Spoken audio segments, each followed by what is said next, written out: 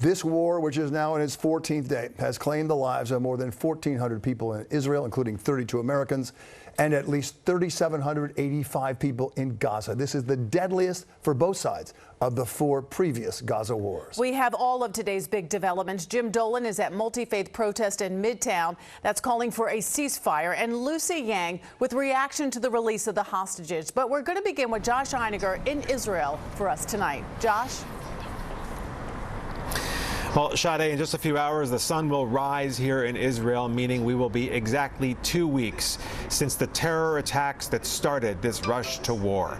We went to see for ourselves the site of some of the worst of the bloodshed, and nothing could have prepared us for what we saw. 2 weeks ago, Nir Oz was a place of peace and light, a tiny kibbutz community all but wiped out now after a bloodbath of hate that started a war. They slaughtered us. They slaughtered. There's no other word to what happened here. Keith Isaacson is the IDF's lieutenant colonel in charge of protecting 32 kibbutzim along the sprawling Gaza border, 16 of which were attacked simultaneously that sleepy Saturday morning by teams of fighters with a singular mission: to kill men, women, and children as they cowered in their safe rooms. After they ransacked this house's living room and then this room, which looks like it was perhaps a bedroom, they got to the family's safe room. Now, a safe room is designed to withstand rockets from above, not bullets from outside the door. They shot through the door.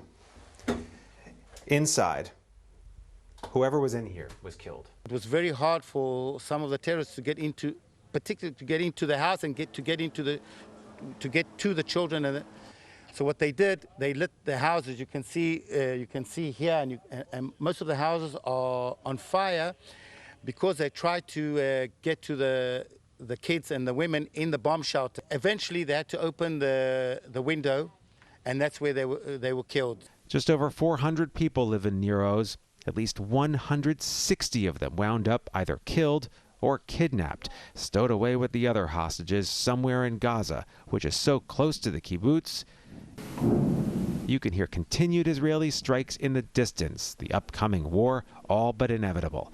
And for people in this heartbroken land, it means setting aside their shock and steeling themselves for hard days ahead. I lost 6 of my officers and tens of my response teams.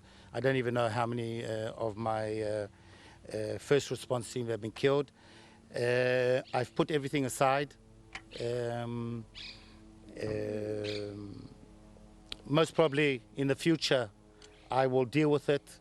I'm not sure how, but at the moment it's not the time to deal emotionally. I have no emotions at the moment. I have no other choice just to really put that aside and try. I have a lot of people looking up to me.